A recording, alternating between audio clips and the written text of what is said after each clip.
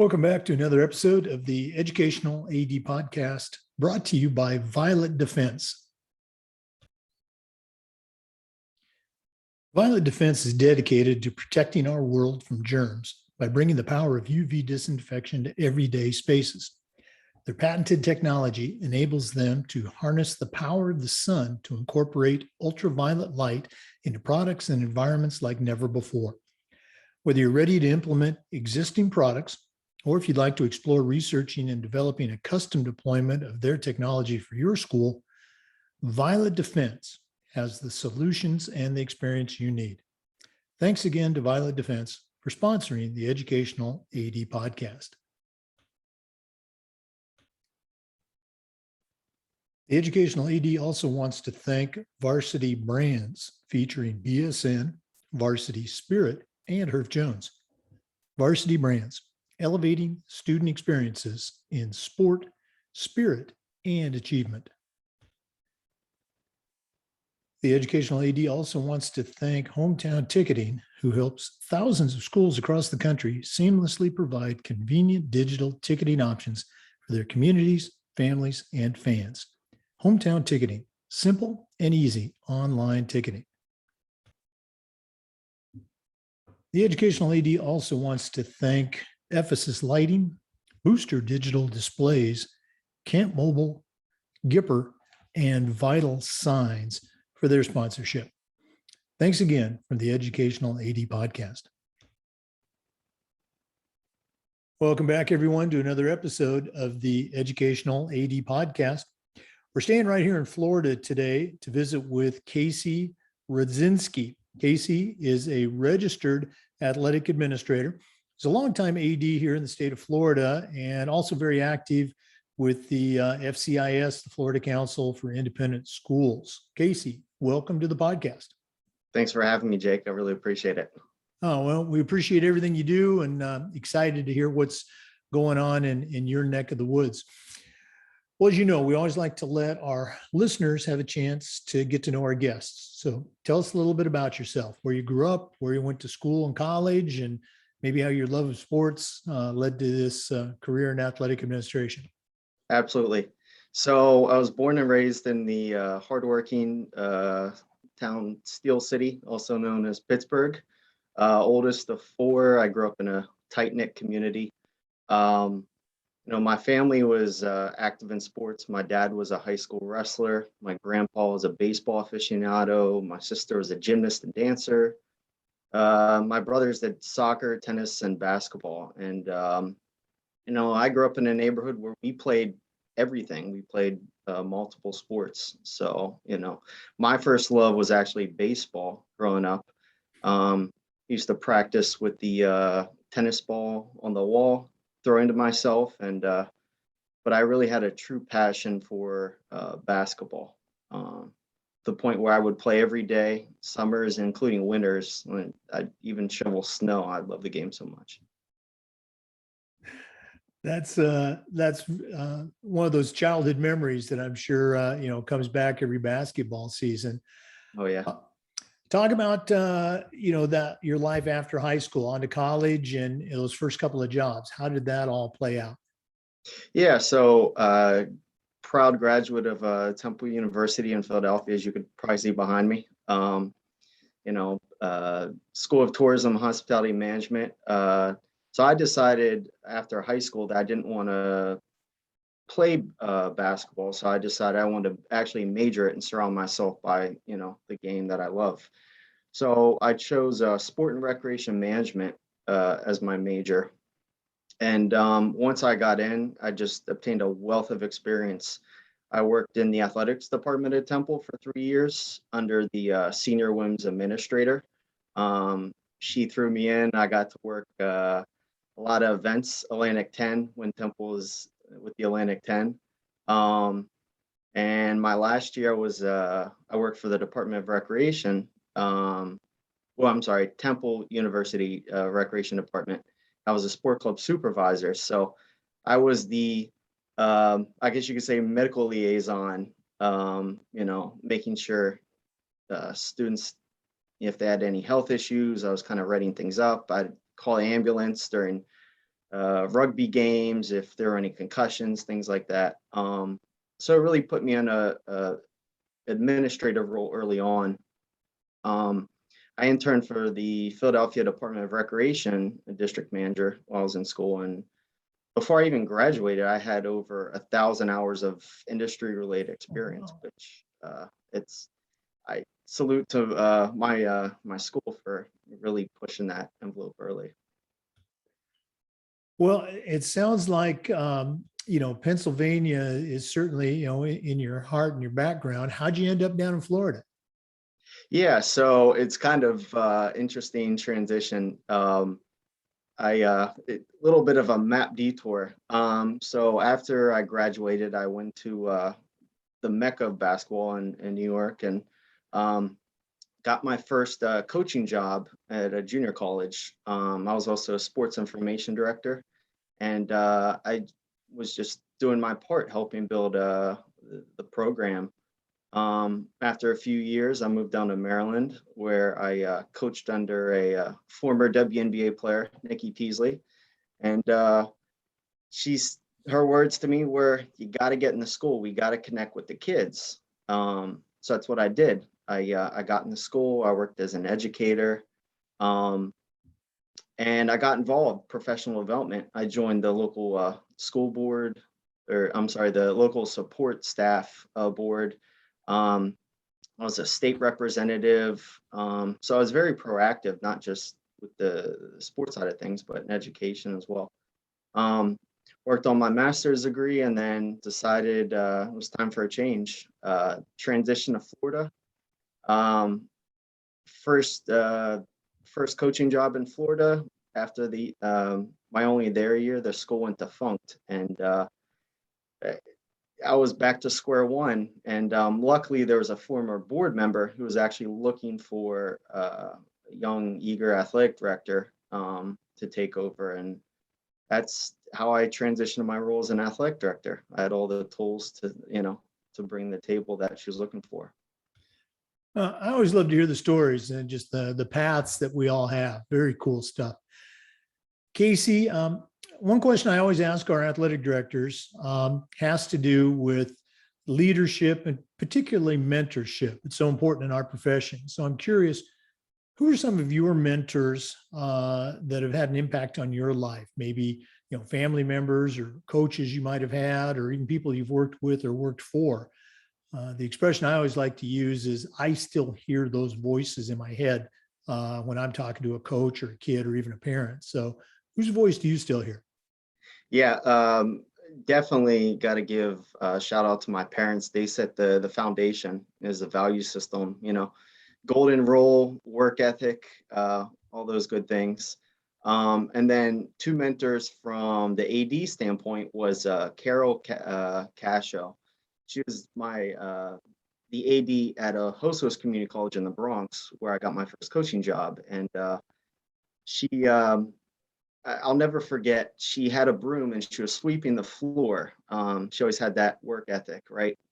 And she said, "I'm never too proud to do the work where you need to roll up your sleeves and just get the job done." And student athlete came in and started shooting around. So she took the basketball from him and handed him the broom. And she said, if you have energy to shoot around, you could help sweep the floor. And I never forgot that. She was always leading by example. Kid was kind of shocked. He didn't know what to do, but he took it well, and it was a good lesson learned. And then the other AD was Mark Wolcott, who I coached under the AD in Maryland, in Frederick, Maryland. And he was a former girls soccer coach who won some state championships, and he understood all the intangibles of coaching. But as an AD, he had superlative organizational skills. He was just always preaching about, you have to take care of the administrative side as a coach. And, it's not just about the time spent with, the X's and O's. It's, in order to run a program, are you doing the things to be organized for the long term? Oh, absolutely. Having that global perspective is just so critical, even within your own program as a coach, but certainly for an AD. For listeners, we're recording this on August 6th, so it's going to be fairly timely by the time you hear it. Casey, you and I were talking a little bit before we came on about the NIAAA certification program. And as we mentioned, you are presently a registered athletic administrator, but you're working toward that CAA. Tell our listeners a little bit how you became aware of the NIAAA program and how it's going as you progress through the courses right now. Well, other than just kind of doing my search for professional development, I believe you were the one who put me on. So shout out to you. Okay, well, thank you. I didn't know. I think you really set the bar when you emailed me the book for the NIAAA on certifications and the process. I love hands-on booklets, things I'm able to look through, and I'm just like, let's add this to the mix, and I joined the first the virtual NIAAA conference this year, which was very interesting, and got to network with a lot of people and meet a lot of people. Even though it wasn't in person, it was a great entry level experience. And then transition at the state level, I had an opportunity to go in person to the FIAAA conference in Orlando, and that was awesome. So I'm looking forward to the next one already. Oh, there's nothing like that first conference. And again, I sent you that booklet within my guise as the state certification coordinator. So, glad that helped nudge you over the threshold. For our listeners, we are visiting with Casey Rudzinski, registered athletic administrator. We're going to come back, but right now we're going to take a quick break and hear from our podcast sponsor, Violet Defense. Once again, we want to thank Violet Defense for sponsoring the Educational AD podcast. Violet Defense is dedicated to protecting our world from germs by bringing the power of UV disinfection to everyday spaces. Their patented technology enables them to harness the power of the sun to incorporate ultraviolet light into products and environments like never before. Whether you're ready to implement existing products, or if you'd like to explore researching and developing a custom deployment of their technology for your school, Violet Defense has the solutions and the experience you need. Thanks again to Violet Defense for sponsoring the Educational AD podcast. Welcome back. We're talking with Casey Rudzinski, registered athletic administrator, here in Florida. Casey, one of the things we try to do with the podcast is this idea of sharing best practices. So I'm going to put you on the spot here. What are some things that you've seen in your career, or maybe even initiatives that you've done at your own schools, that when you look at, you can sit back and say, boy, we really do this better than anybody. What are some best practices you can share with us? Yeah, so I think first and foremost, I think a lot of ADs do this already, but it just goes without saying, putting the student athletes first. I know a lot of time, years ago, it was, these are programs and we need to fit the mold. And as things have progressed in recent times, there's a lot of sports that are coming out in the mix. I know girls flag football is becoming big in Florida, for example.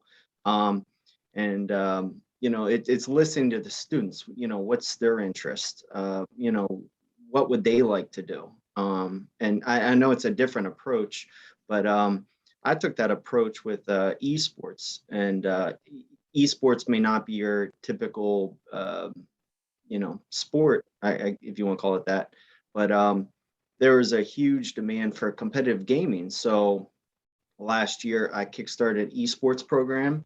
I utilized a national platform called Play Versus, and we were able to set up competitions against other high schools across the country. And it was something new for me. I know I haven't played video games in quite a while, probably since Sega Genesis 16-bit system, but the kids are pretty self-sufficient, so you give them the tools and they kind of run with it. That's such a great tool. And we actually, did the same thing at my old school at McClay in Tallahassee, and just found another way to reach out to students at our school. We ended up with about 30 some kids in our, the coach who was our calculus teacher, he asked me, should we have practice? What kind of rules should we have? And he did a really good job of making it a real program. He had about 30 regulars, and about half of those kids were already student athletes on another team. And so it was a great way to bring those two groups together. So great job with the esports. Okay. Casey, another question that we've just started asking, I think you're going to be the third AD that's had an opportunity to do this. So this might not be on the script. Right now we're in the Olympics, and it's front page news. And here's the question.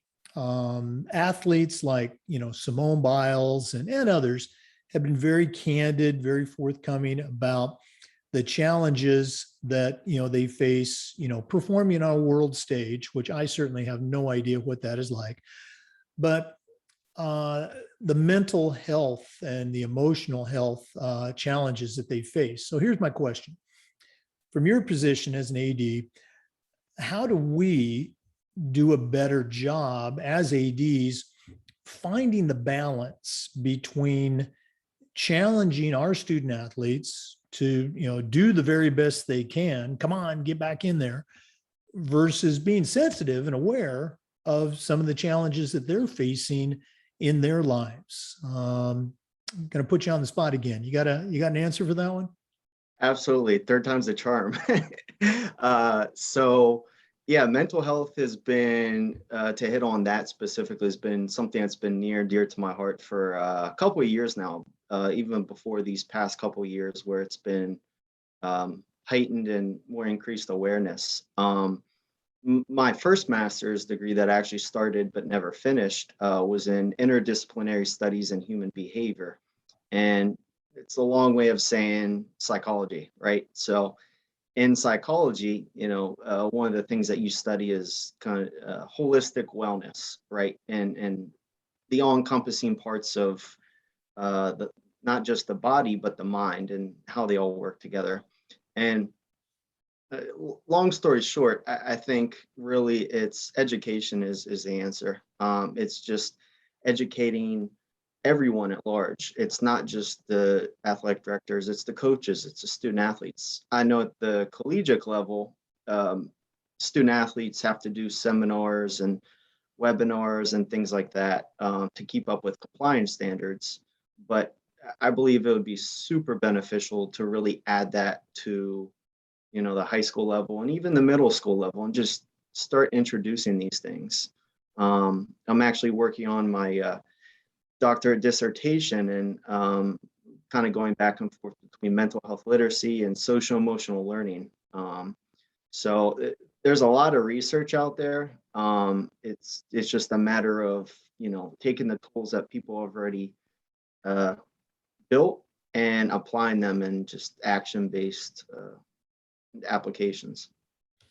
I'm glad you mentioned that, and my apologies for not mentioning it sooner. Casey, in addition to being an athletic director, also working diligently. It sounds like he's on the final leg of that PhD. Well done.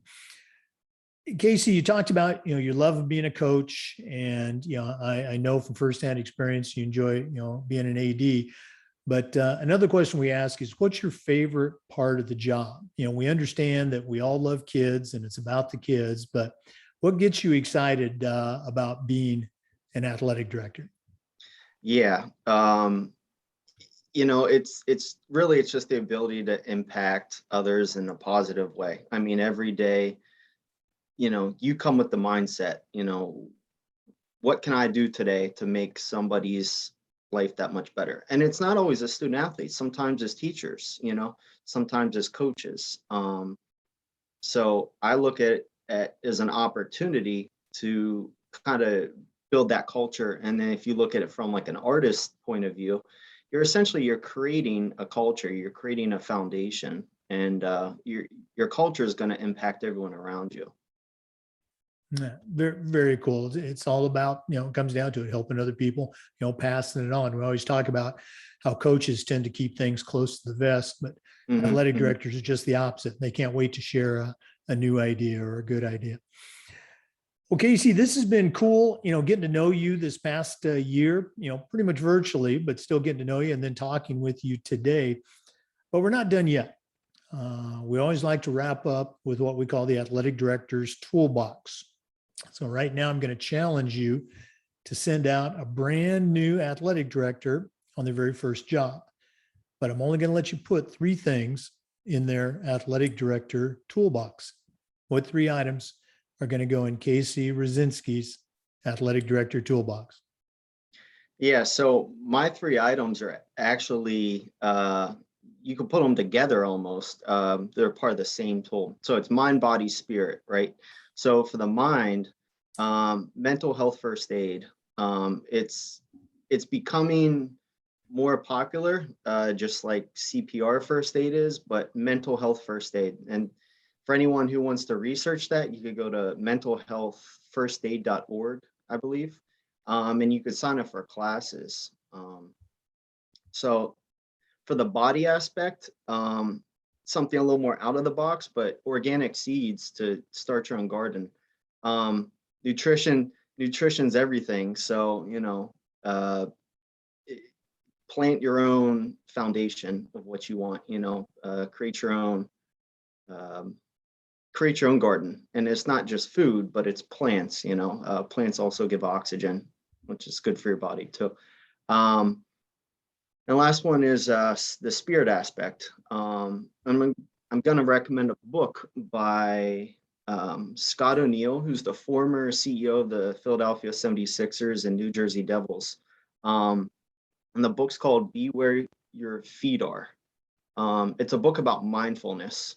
And basically, Scott just hits on the importance of laying a firm foundation and focusing on just being in the present. Very, very cool ideas. You probably noticed I was scribbling all those down. Okay. Very cool. Casey, if one of our listeners was interested in getting in touch with you and picking your brain, what's the best way to get in touch with you? Sure. So my email is my first name dot my last name at gmail.com. It's a mouthful to say, but you could just look at my name. And my cell phone number is 347-313-4077. Okay. So again, that email, I'll go ahead and say it out. It's Casey.Rudzinski, just like it sounds, Casey.Rudzinski@gmail.com. Casey, thanks so much for being on the podcast today. All the best moving forward. And hopefully we'll get to meet in person, if not in Denver, at the FIAAA conference in May. Absolutely. Appreciate the opportunity, Jake. For our listeners, remember the Zoom recordings of these interviews are being uploaded to the Educational Athletic Director Podcast YouTube channel. We appreciate you listening today. Come back again next time for another episode of the Educational AD.